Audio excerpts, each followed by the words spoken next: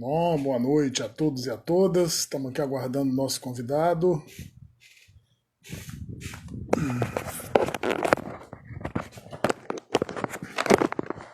Vou acertar aqui a câmera. Câmera ação.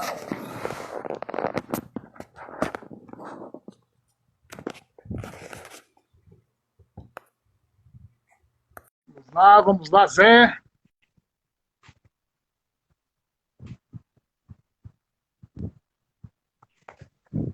Pronto. Um, dois, três, Zé Medeiros. Grande abraço. Olá, olá, professor Wagner. Vamos lá iniciar a nossa live. Sejam todos bem-vindos. Aqui é pragmático, nós só temos 1 hora de bate-papo, ok, Zé? Estou à disposição. Um grande prazer. Em primeiro lugar, uma satisfação enorme recebê-lo para esse bate-papo meio que formal e informal nesse tempo aí de pandemia, né? Lembrando que essa live aí tem aí o apoio, a promoção do Museu de Ciência Ricardo Ferreira, né? Em conjunto aí com o Jardim Ciência Aziz Absaber. Então nós fizemos aí uma divulgação desses dois ambientes, desses dois espaços, né? E essa será uma live de muitas outras que a gente vai estar fazendo aí nesse bate-papo, numa perspectiva de estar formando, informando e divulgando, né, em conjunto aí para nossos seguidores aí no Instagram, beleza? Então, um forte abraço inicialmente a todos, sejam todos bem-vindos, né? Lembrando que o Zé Medeiros, ele é daqui do Nordeste, em primeiro lugar, antes de falar das questões aí de formação. Não vou falar tudo não, viu, Zé, que seu currículo é muito grande, né? Mas A idade. Pela Universidade de São Paulo, meu amigo, encontrei com ele aí no final dos anos 90, né, início ali de 2000, 2001.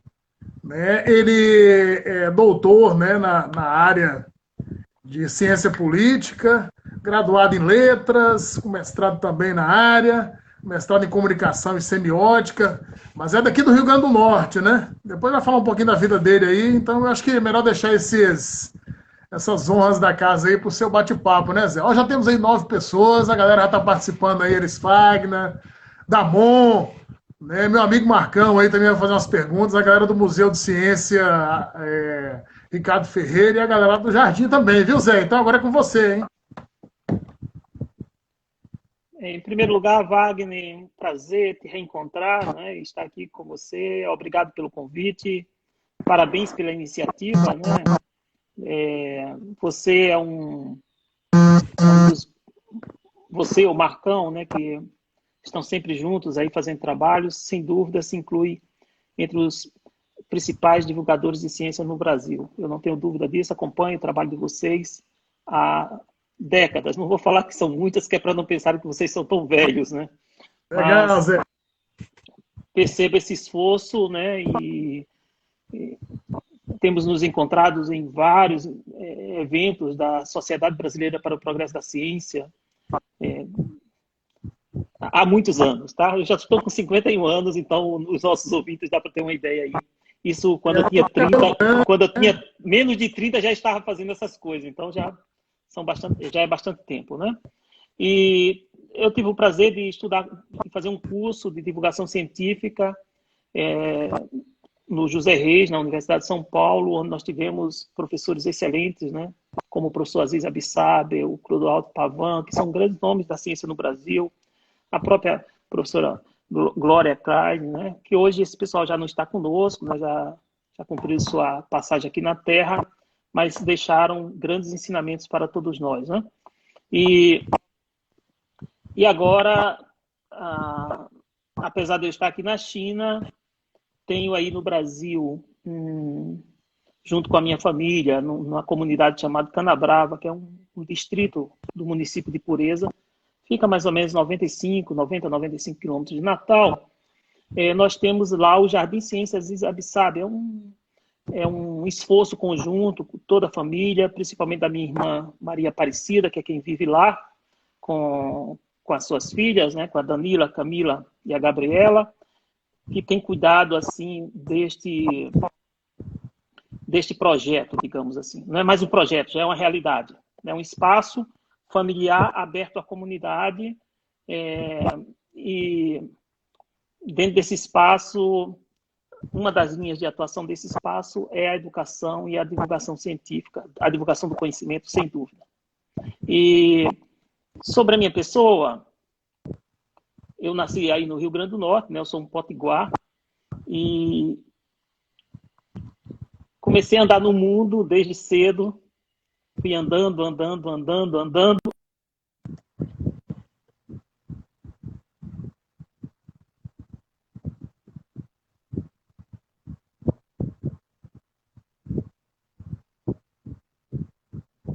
Alô, Zé.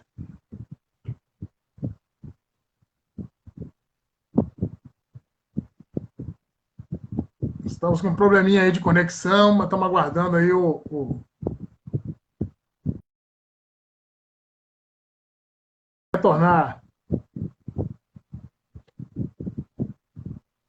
Só um instantinho, acho que caiu a conexão aqui com ele aqui. O professor Zé está lá na China. Mas vamos lá novamente aqui, fazer as questões tecnológicas, né? Nunca às vezes trabalha conforme, né? Voltou, vai lá, Zé. Voltou. Então, eu estava falando, né, acho que eu tinha chegado na China em 2007 como professor para ensinar, ajudar a criar, na verdade, um curso de português na universidade aqui, na universidade pública.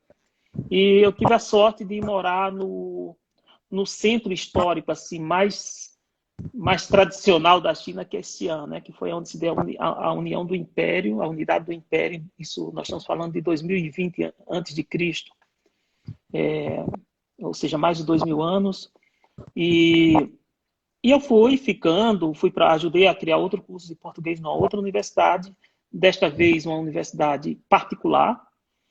Depois eu fui para Pequim, a capital, morei uns 2 anos, trabalhei num departamento de língua portuguesa da Rádio Internacional da China.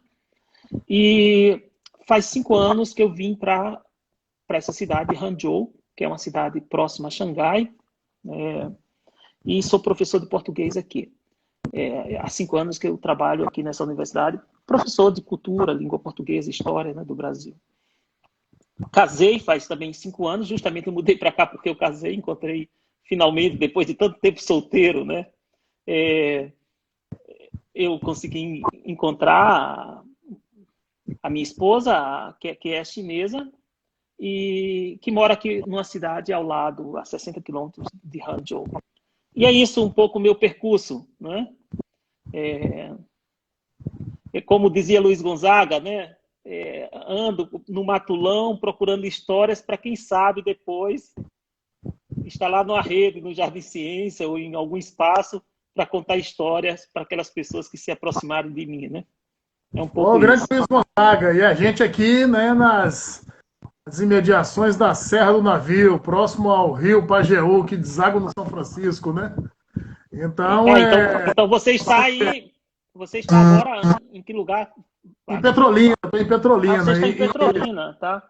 Só lembrar você aí que Luiz Gonzaga, quem não visitou, visite o Museu de Luiz Gonzaga, né, que fica aqui próximo.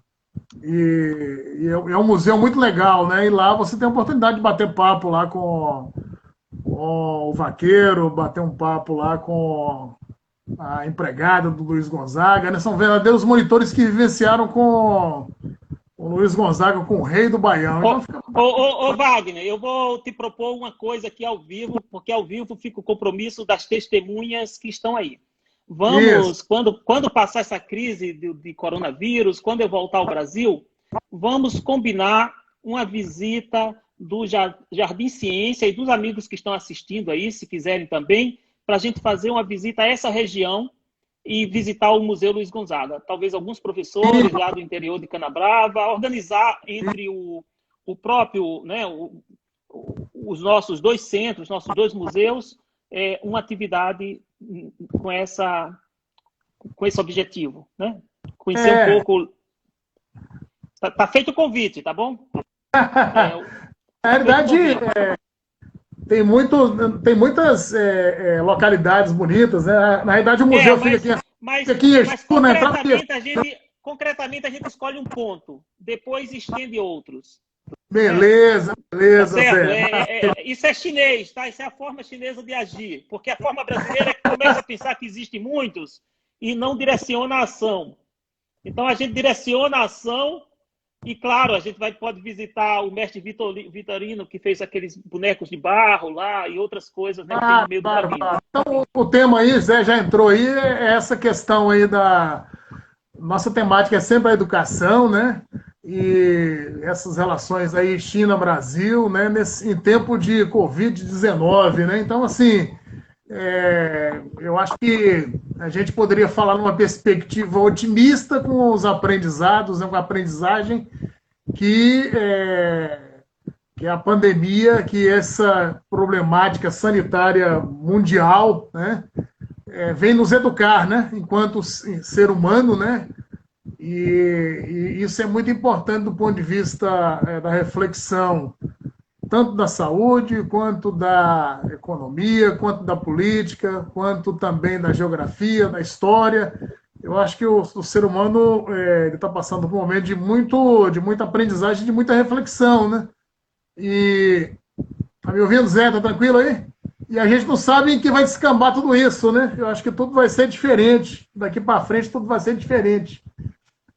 Né? Então, assim, eu gostaria que você falasse aí, Zé, como é que tá essa questão aí? Como é que foi, né? Eu acho que a região que você está aí já está numa fase de queda da curva, né? Do processo de contaminação e do processo também de isolamento, mas conta aí como é que foi. Eu acompanhei você aí, você ficou mais ou menos aí uns 90 dias aí isolado, né, junto com a sua família chinesa, né?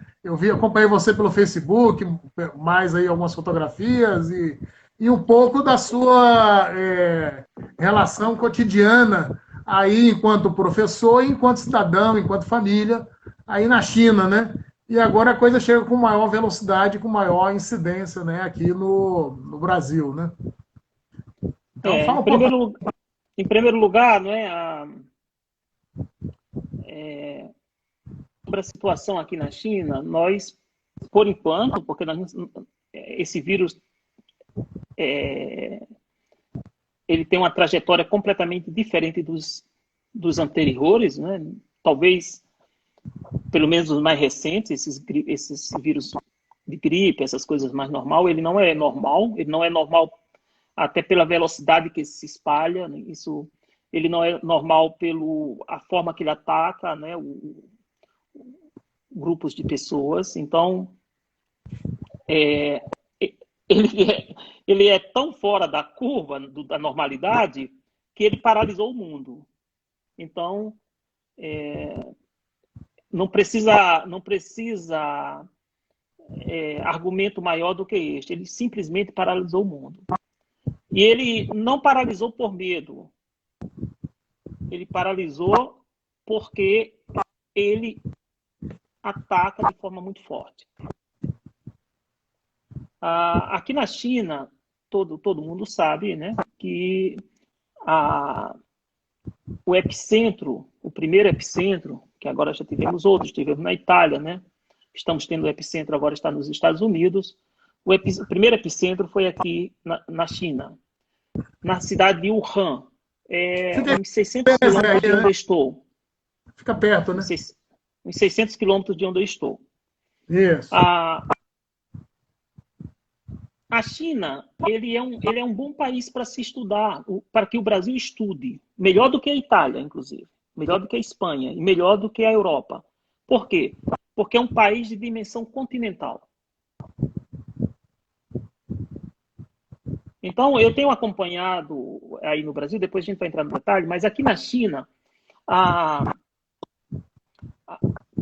as medidas que foram adotadas não foram as mesmas em todos os lugares. Isso é ponto importante. Claro, claro. Mas, isso é bom.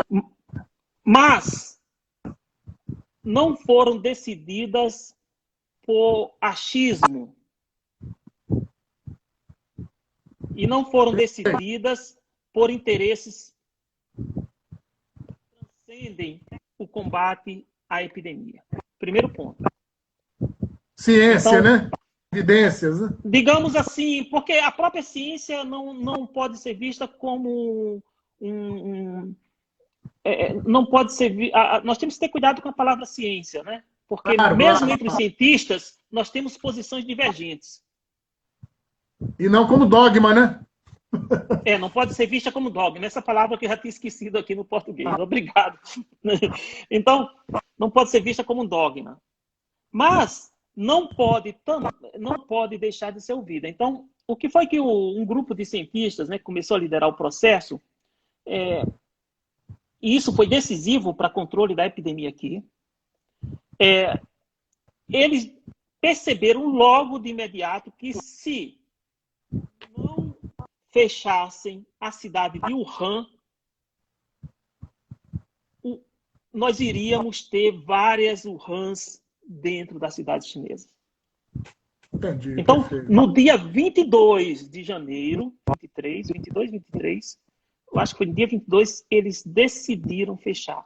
E olha que não é uma decisão fácil. Nós estamos falando de 11 milhões de pessoas. Nós estamos falando de uma cidade de São Paulo.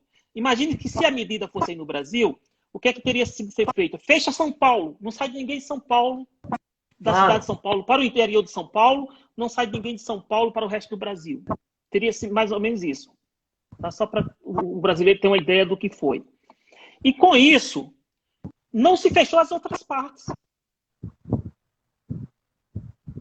Mas não é porque não se fechou que o controle deixou de acontecer. Ninguém saía sem máscara. Saía, mas ninguém saía sem máscara. Ninguém saía.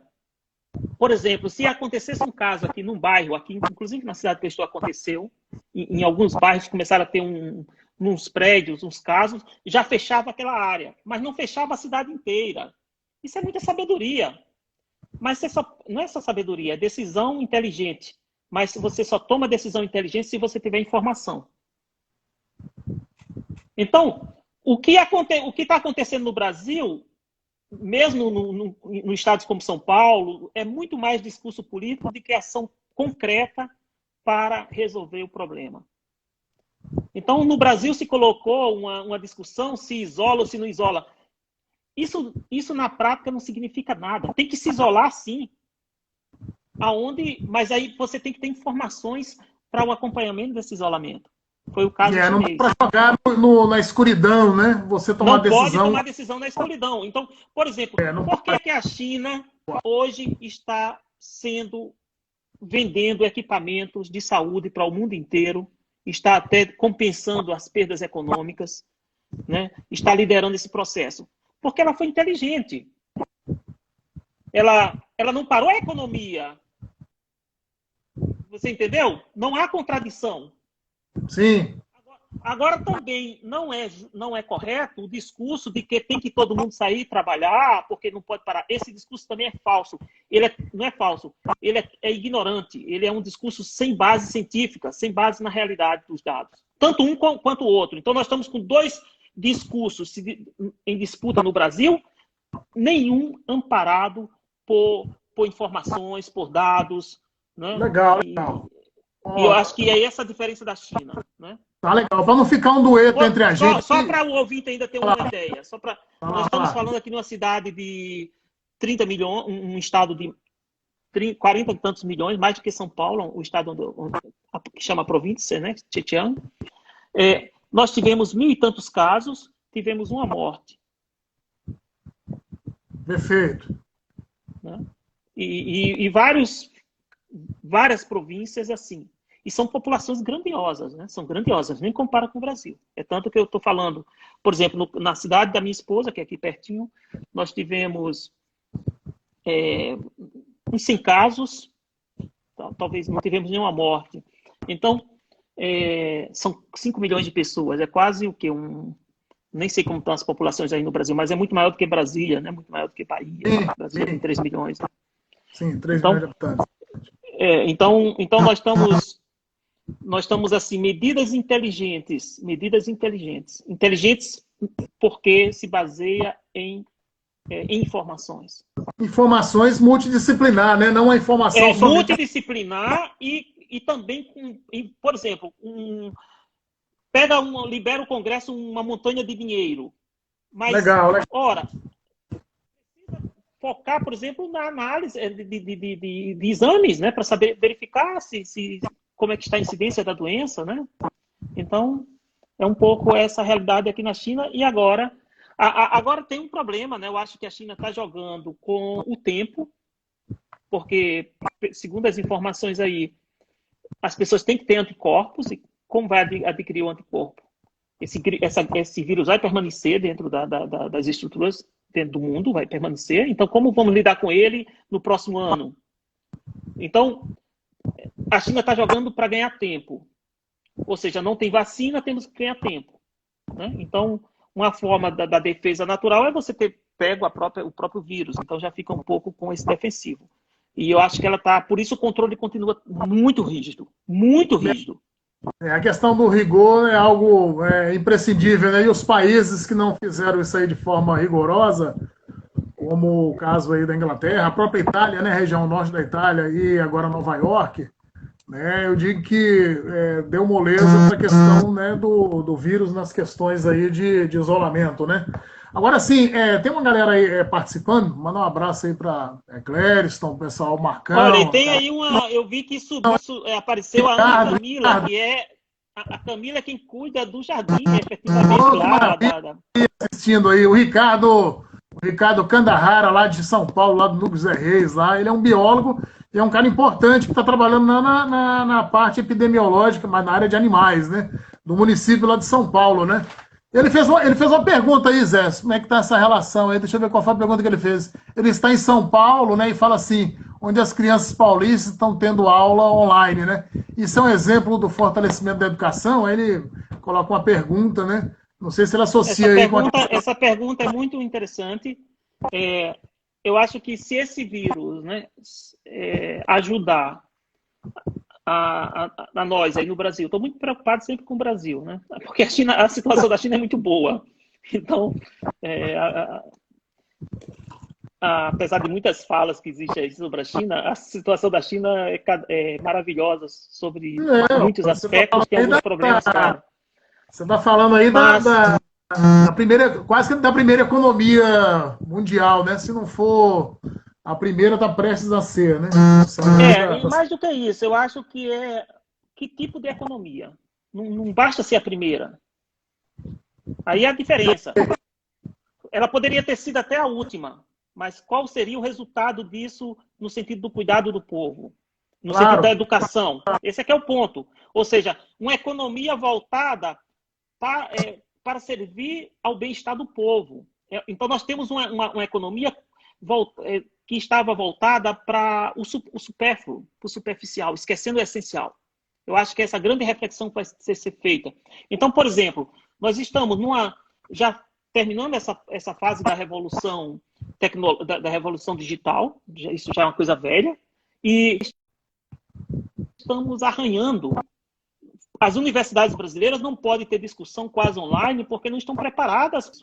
Então, o que a China foi possível fazer? Ela colocou todos os alunos em casa, estão em quarentena, mas estão estudando. É claro que a educação presencial, a educação virtual não vai substituir a educação presencial. Isso tem que deixar muito claro. Porque não permite os seres a sociabilização, a construção de um conhecimento conjunto num espaço. Mas em situações emergenciais ou em situações complementares, é um recurso que não podemos mais abrir mão, já está aí diante de nós. É o que você está aí em Petrolina, em Pernambuco, eu estou aqui na China, em Zhejiang, estamos conversando, né? Então, todas as escolas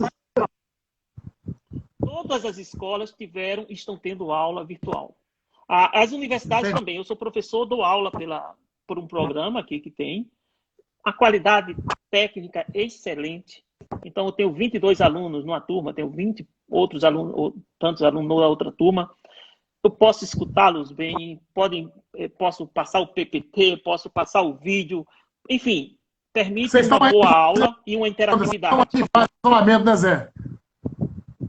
Vocês estão ainda em fase de isolamento aí na universidade ainda, né? Na questão educacional aí no... Como está a situação?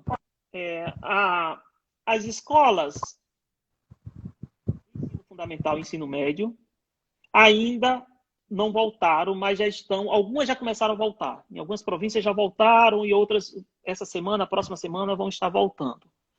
As universidades ainda não. Por quê? Porque na universidade nós temos alunos de diversas partes da China. E ao contrário do Brasil,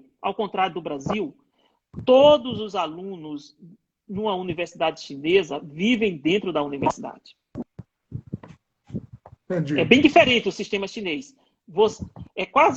Também você não encontra numa sala de aula alunos com 23 anos e alunos com 50 anos, como nós temos no Brasil.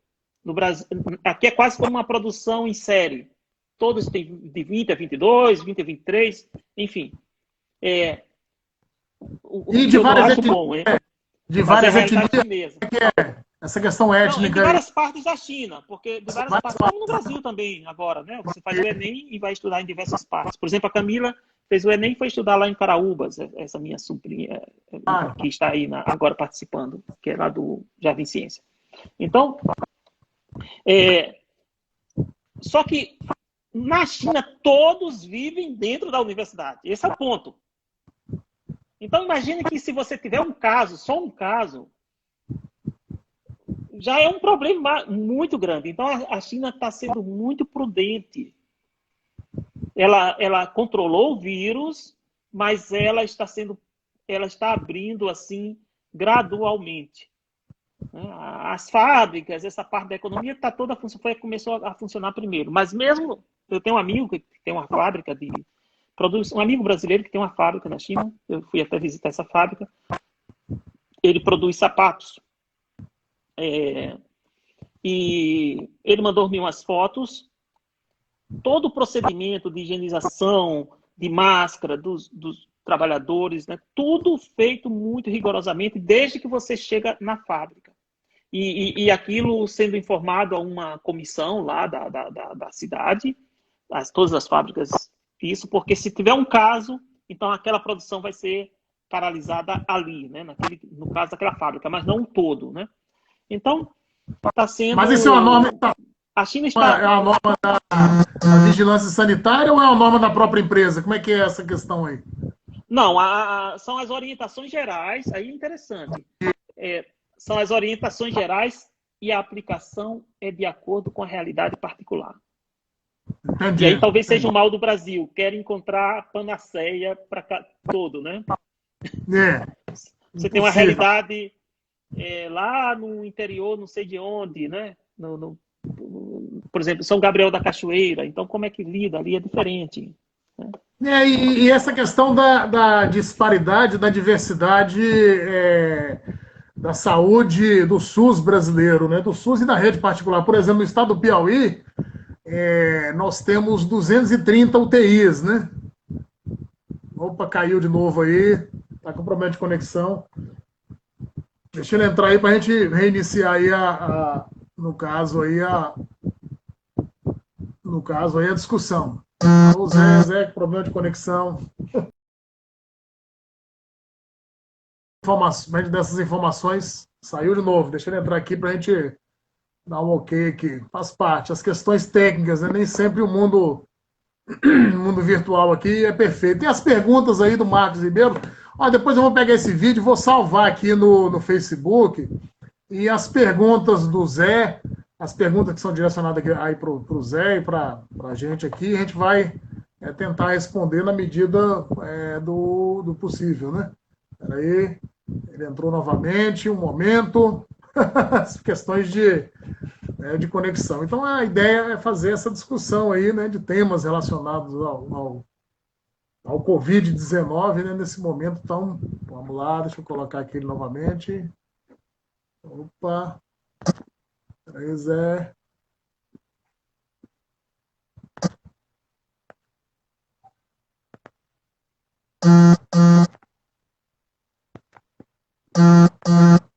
Vamos Vamos lá, que ele vai entrar. Alô, Jardim Ciência. Pronto, ele voltou aí. Pronto. Voltando, tá entrando. Opa, entrou novamente. Sim. Beleza? Talvez complementando, né? Viu, Wagner? Para a gente... Viu, professor Wagner? Só complementando só uma informação que eu consigo...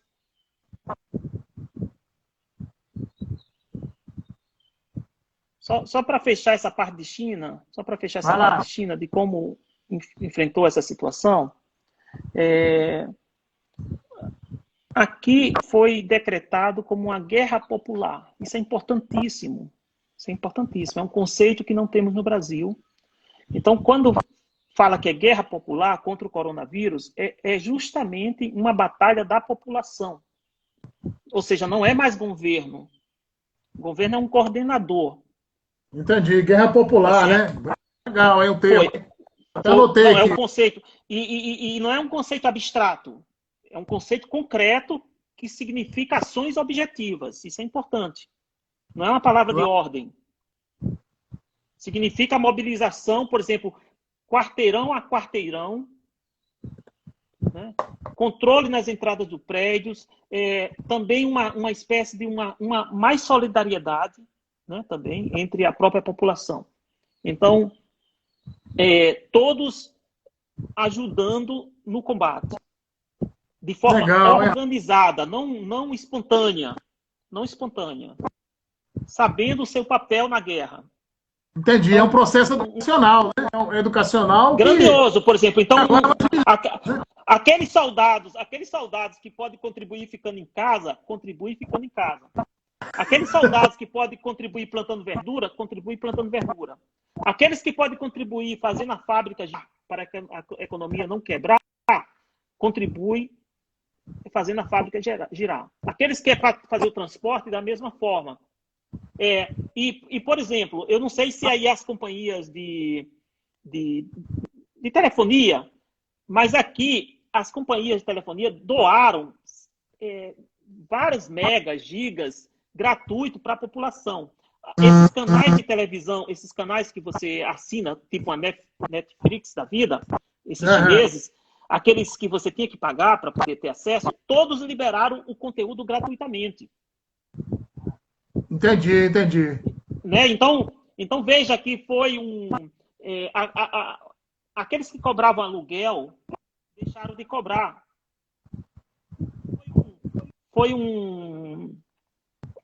Foi assim uma mobilização de todos, né? De todos os segmentos.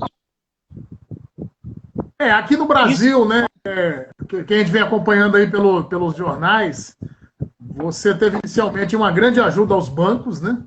De ajuda aí de 1 trilhão. Você tem aí ajuda agora aos estados e aos municípios, que é extremamente necessário, votado aí pelo Congresso, né? Pela Câmara dos Deputados e pelo Senado, né? Uma ajuda, né, à população que no início era em torno aí de R$200, agora está em torno de 600, começou a liberar aí já mais ou menos há 2, 3 dias.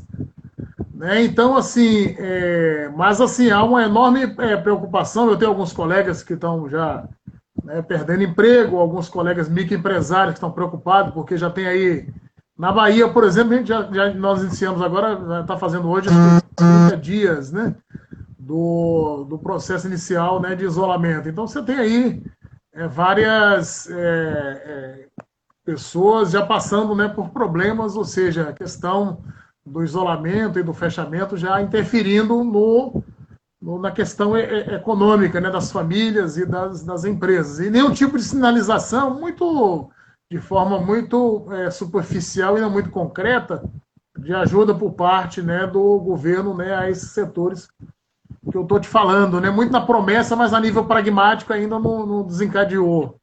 E isso é algo, né, preocupante. Mas eu estava falando o seguinte, por exemplo, o Piauí, o estado do Piauí, ele tem em torno de 230, né, UTIs, né, e lá até dia 14 você tinha ali mais ou menos 75 casos confirmados, né, e 8 óbitos, né. Então, assim, aí você vê informação aí nos jornais do sistema de Manaus entrando em colapso, no sistema de saúde, né, Fortaleza também, e aí, assim, para você entrar num processo de guerra popular, né, nós estamos mais aqui numa guerra, né, ideológica, de briga de vaidades entre os políticos, né, como Sim, sim. você...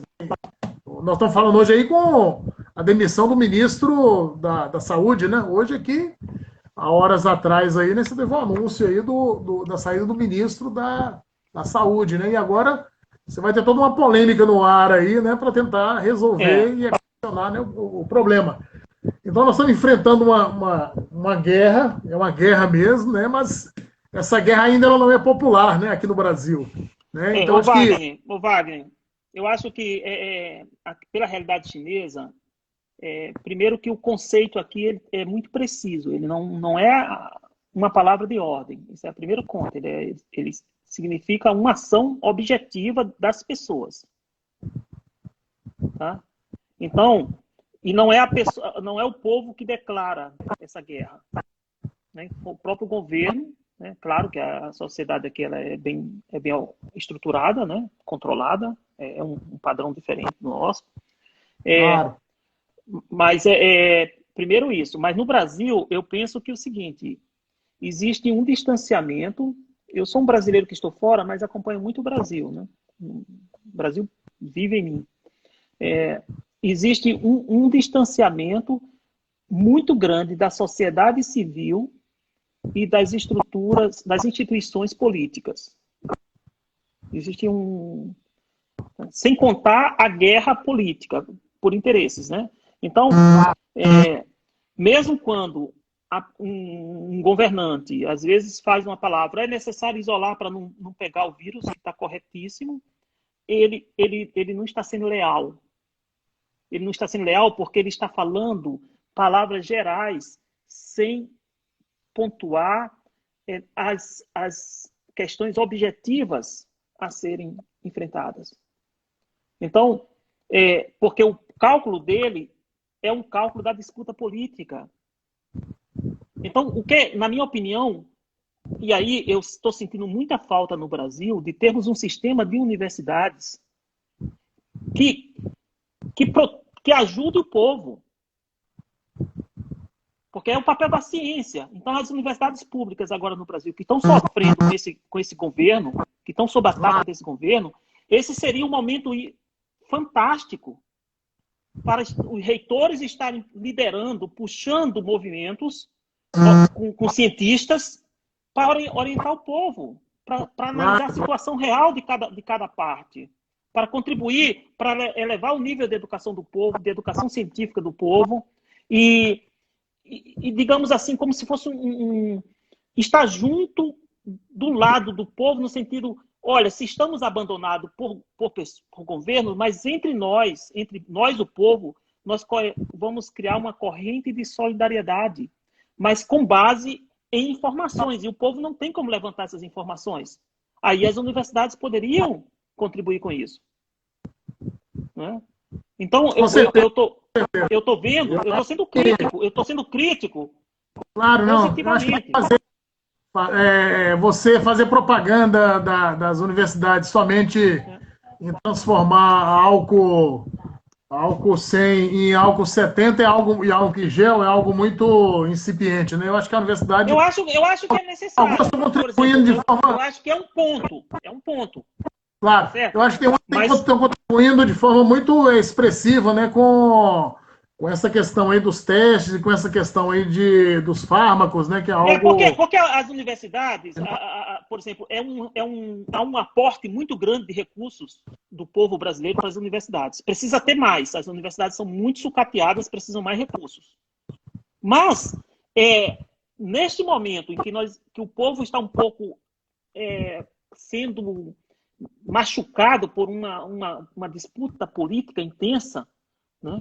Em que, mesmo num momento delicado como esse, os interesses dos grupos políticos se sobrepõem aos interesses da população, neste momento é momento de sacrifício. E sacrifício não significa, às vezes, deixar de comer, não significa, às vezes, deixar disso ou daquilo. Sacrifício, às vezes, significa você fazer algo a mais. Né? Por exemplo, porque eu sou professor, dou aula. Eu sou professor na universidade, dou aula. Mas o que seria um sacrifício? Né? às vezes reunir outros grupos, mas aí tem que ter a liderança, tem que ter a liderança das reitorias, das universidades. Convidar os professores, né, para usar essas redes, assim como os cantores estão fazendo shows pela internet, as universidades poderiam estar fazendo transmissão sobre um escritor, sobre um livro de literatura, sobre... Tem cantor aí com isso ou aquilo. Mais de 3 milhões de pessoas, né? Você pegar, por exemplo, um leitor brasileiro aí, um pesquisador... E aí não adianta a crítica banal. Por exemplo, é claro que o ministro tinha que ser demitido. É claro. Né? Porque o que é que esse ministro estava fazendo, entendeu? Estava em guerra com o presidente. Olha, eu não gosto desse presidente. Você não vem claro assim. Eu tenho as minhas posições muito divergentes, tá? Então não é isso. Mas o presidente, o país é um todo. Pode vir com discursos abstratos. Então, por exemplo, o que o Ministério da Saúde fez até agora para fazer exames de massa, né, em quantidades maiores, saber onde está a barreira do vírus, porque aqui na China foi feito bairro a bairro, se sabia onde o vírus estava. Então, mapa, né? Por exemplo, você tem essas comunidades, né, que chamam as comunidades aí, esse pessoal nas periferias das grandes cidades. Quando esse vírus entrar, não tem isolamento. Você mora 10 pessoas dentro de casa, não tem isolamento. O isolamento nessa região não vai existir, é fantasia. Então, aqui, outra medida aqui da China que poderia ser bem pensada no Brasil, porque você falou o caso do Piauí, a quantidade de leitos. Aí, quando você falou isso, eu lembrei vim aqui. O que foi que o governo fez aqui? Coordenou. Cada província, como a minha de Zhejiang, que tinha menos casos, só teve uma morte, eu falei, né? Tivemos 1.000 casos, 1.000 e tantos casos. Cada província, sem exceção, mandou uma equipe médica e material médico para ajudar em Wuhan, que era o grande problema. Entendi. Então, começou a ter uma solidariedade, né? Começou a ter uma solidariedade global.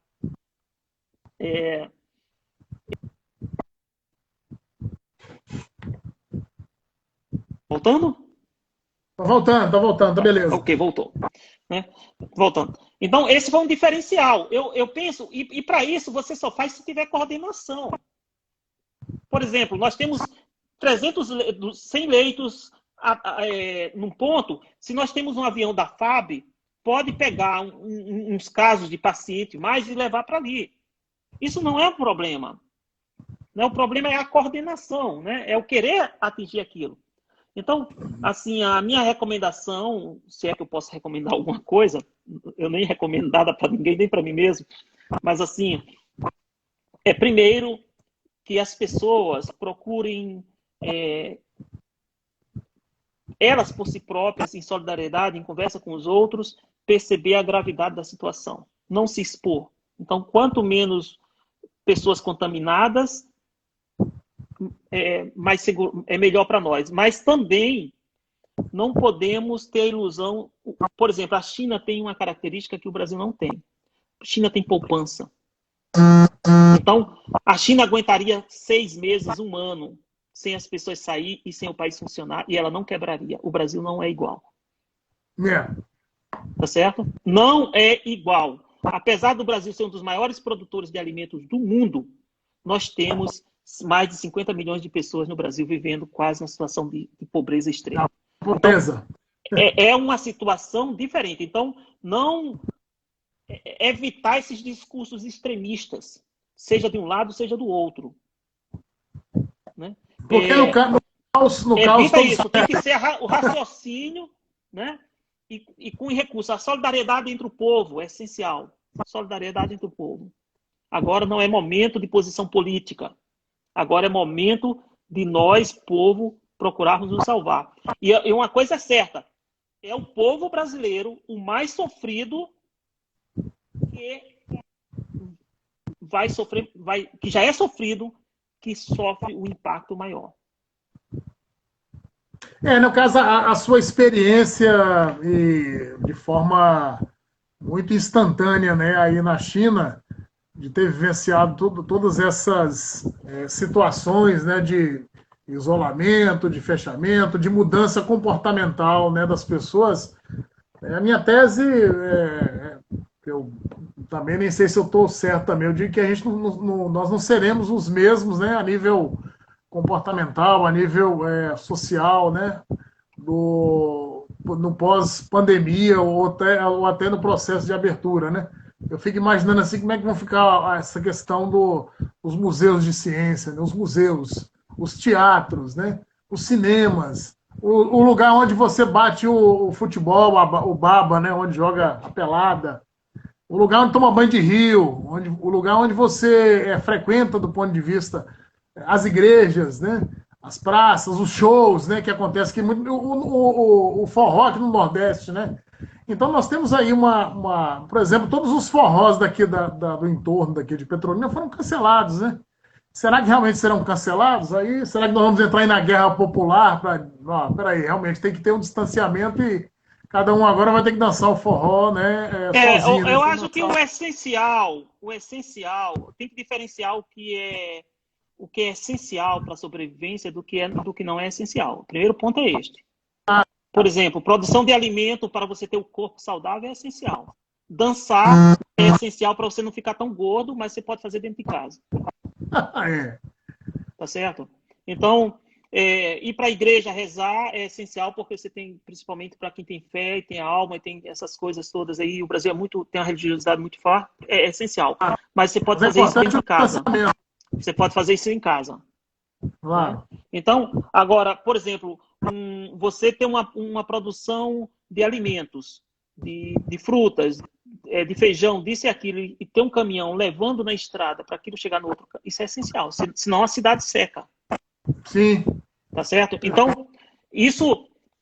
E aí, buscar esse equilíbrio, né? Ou seja, o conceito de guerra popular, aquelas crianças, as universidades todas paradas, ótimo. As escolas todas paradas, ótimo, tem que ser mesmo. Tem que ser.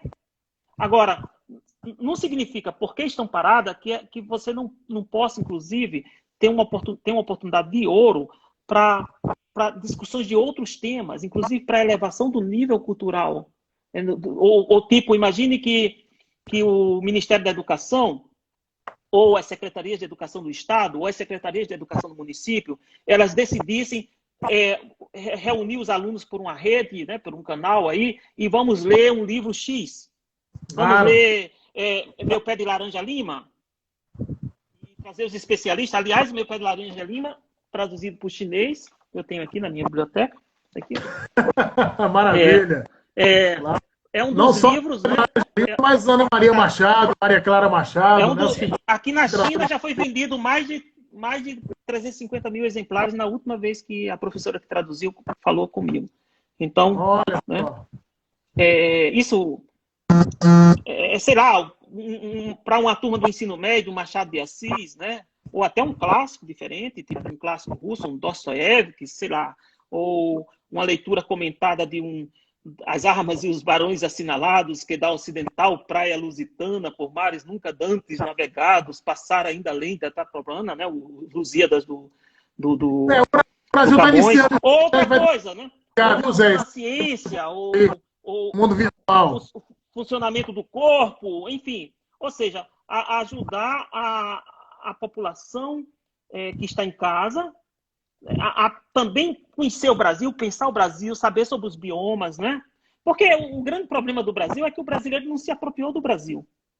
Não se apropriou porque não tem casa própria, não se apropriou porque não tem seus quintais, né? Não se apropriou por uma série de razões que não é o objetivo da nossa... parte aí, aqui no Nordeste, por exemplo, poesia, cordel, eu acho que é o momento agora e a reflexão, eu acho que a reflexão e ligar o povo, juntar o povo, que o povo se junte. E a gente aí do Jardim Ciência, aí, do Museu Ricardo Ferreira, né, pegar e chamar alguns poetas aí para a gente fazer alguns recitais aí de cordel, né? Você vê, o que a gente está fazendo, né, com a sociedade civil, é fortalecer o vínculo da sociedade civil. Né? E assim, ao ponto dos governantes começarem a sentirem vergonhas vergonha, né? Claro, claro, de não estarem fazendo o que deveriam fazer e o povo fazendo aquilo que podem fazer com o pouco que tem. Né? Eu acho que é a guerra popular brasileira necessária, né? Ó, tá faltando aí, acho que mais ou menos uns 8 minutos, né? Nós poderíamos, eu acho que poderia até, o Brasil está tão em guerra, a gente poderia no Brasil tirar o nome guerra e poderia ser a solidariedade popular, né? Que é um tipo de guerra, né?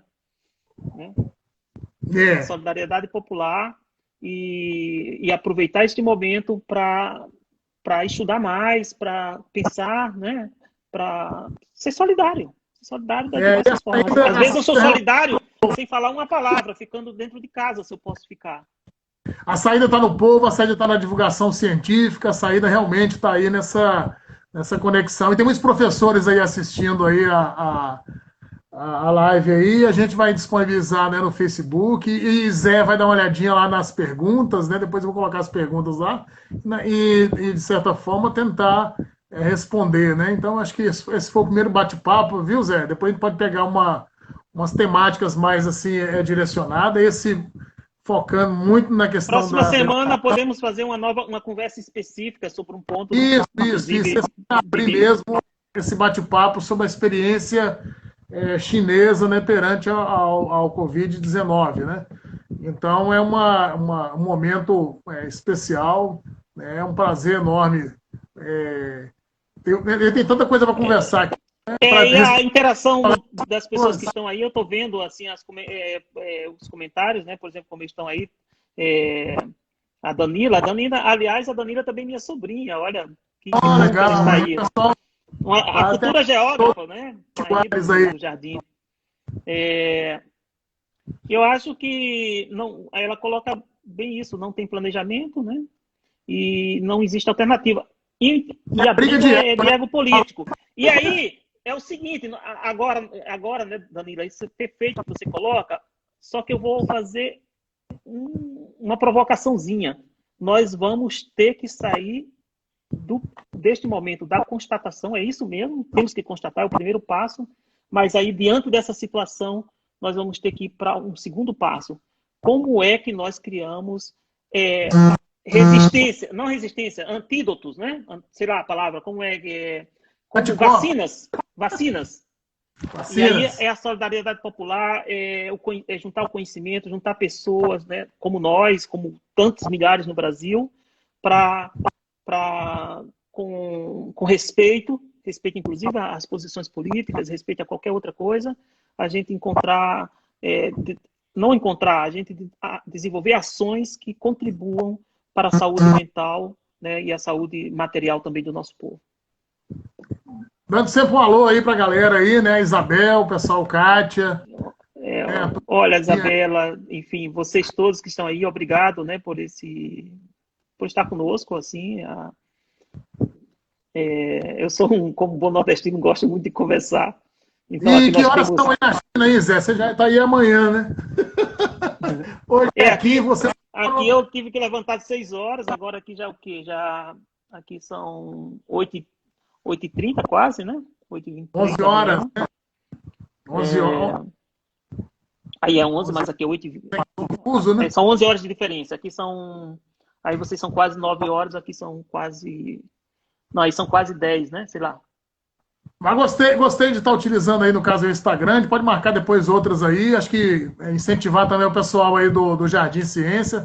Legal aí, depois ver o quantitativo de gente que participou. Muitos a Danila e a Camila são digamos assim, as gerentes que estão na universidade, são jovens estudantes, jovens pesquisadoras e que cresceram no Jardim. Elas eram crianças. A Danila, eu tenho uma foto dela lá com o professor Aziz na SBPC de 2010. Professor Aziz, ela olhando distraída, não sabendo nem quem era o professor Aziz, e de repente ela cresceu dentro do próprio Jardim, e agora vamos ter mais uma geógrafa no Brasil. Então eu acredito que o Brasil está sim caminhando para melhor, não da perspectiva do ambiente político, mas da perspectiva de nós, Sua perspectiva de Brasil, que é o 2021, isso aí ia vir agora no meio do ano, né? Como é que tá? Foi transferido para o retorno? Não, agora foi cancelada. Não dá porque nós não sabemos nem quando o mundo começa a se movimentar. Não dá para planejar muita coisa nessa incerteza, não.